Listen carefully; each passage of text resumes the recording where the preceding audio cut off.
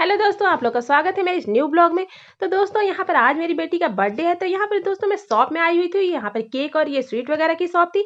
तो दोस्तों हमारे यहाँ ठंडी बहुत ज़्यादा पड़ने लगी थी। यहाँ पर शाम का समय हो रहा था। तो मैं यहाँ पर शाम के समय यहाँ केक शॉप में आई हुई थी। तो यहाँ दोस्तों यहाँ पर बहुत सारे केक लगे हुए थे। मुझे कुछ समझ में नहीं आ रहा था कि मैं कौन सा केक लूँ। तो लाल हरे नीले पीले सारे केक बहुत ही सुंदर लग रहे थे और अलग अलग फ्लेवर के थे। तो मुझे समझ नहीं आ रहा था कि मैं कौन सा केक सिलेक्ट करूँ। फिर मैंने काफ़ी देर यहाँ शॉप में देखा। फिर मैंने सोचा बटर स्कॉच केक ही ले लेती हूँ। तो बच्चों को भी अच्छा लगता है और बड़ों को भी काफ़ी पसंद होता है। तो फिर मैंने बटर स्कॉच केक ले लिया और यहाँ से फिर जल्दी से घर चली आई क्योंकि ठंडी बहुत ज़्यादा पड़ने लगी थी। तो दोस्तों यहाँ पर मैंने केक के बॉक्स को लाकर घर पर यहाँ स्टूल पर लगा दिया और दोस्तों केक का बॉक्स बहुत ही प्यारा लग रहा था उसे ही देखती रही। बहुत ही सुंदर बॉक्स था। तो यहाँ मैंने इसे लगा दिया था। ये देखिए हमारा केक भी बहुत ज़्यादा सुंदर लग रहा था। तो यहाँ पर मैंने ये बटर स्कॉच केक सिलेक्ट किया था। तो यहाँ पर मैंने इसे लगा दिया था और केक काफ़ी खूबसूरत था।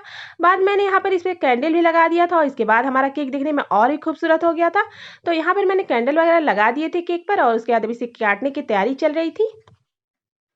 तो दोस्तों मैंने जब तक यहाँ केक को स्टूल पर लगाया तो मेरी बेटी भी यहाँ पर तैयार होकर आ गई थी और बस अब केक कटिंग की तैयारी होने लगी थी। मैंने घर को थोड़ा सा डेकोरेट कर दिया था और यहाँ पर ठंड काफ़ी ज़्यादा पड़ने लगी थी, इसलिए मैंने किसी को भी बुलाया नहीं था इस बर्थडे में। तो बस यहाँ पर केक कटिंग वगैरह हो गई थी और काफ़ी ज़्यादा भूख भी लगाई थी सबको। तो मैंने सोचा फटाफट केक कटिंग करने के बाद अब खाना वगैरह की तैयारी कर लेती हूँ क्योंकि मैं खाना बनाकर नहीं गई थी शॉप पर, क्योंकि टाइम बिल्कुल भी नहीं मिला था, क्योंकि दिन में भी कुछ थोड़े बहुत जो काम होते हैं घर के मैं वो निपटा रही थी। और आजकल काफ़ी ज़्यादा ठंड पड़ने की वजह से बहुत ज़्यादा आलस आता है काम करने में, लेकिन फिर भी काम तो करना ही है और घर के तो ज़रूरी काम जो होते हैं वो निपटाने ही होते हैं। तो मैं सारा काम करके चली गई थी। फिर ऐसा केक कटिंग करवाती हूँ, फिर मैं खाना वगैरह बना लूँगी। तो दोस्तों यहाँ पे केक कटिंग होने के बाद फिर मैंने सोचा कि सब्ज़ी बना लेती हूँ। तो यहाँ पर बस मैंने मटर पनीर की सब्ज़ी बना ली थी। सब्ज़ी काफ़ी लज़ीज़ बनकर तैयार हो गई थी और उसके बाद मैंने फटाफट यहाँ पर पूरियाँ तल ली। तो मैंने सोचा कि सब्ज़ी के साथ पूरी बनाती हूँ और चावल भी बना दूँगी साथ में। तो ये सब खाने बच्चों और बड़ों को भी पसंद होते हैं। तो यहाँ पर मैंने फटाफट पूरियों का आटा तैयार कर लिया था और इसके बाद यहाँ पर पूरियाँ तल कर रख ली थी।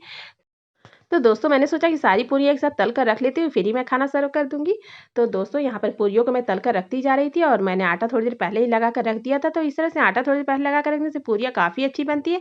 और पूरियों को मैं थोड़ा करारी होने तक तल रही थी, तो इससे पूरियाँ काफ़ी देर तक क्रिस्प बन जाती है और जल्दी से सौगी नहीं होती है। तो इस तरह से मैंने एक-एक पूरियों को अच्छी तरह से तैयार करके रख लिया था और हमारी पूरियाँ काफ़ी अच्छी फूली-फूली बन रही थी।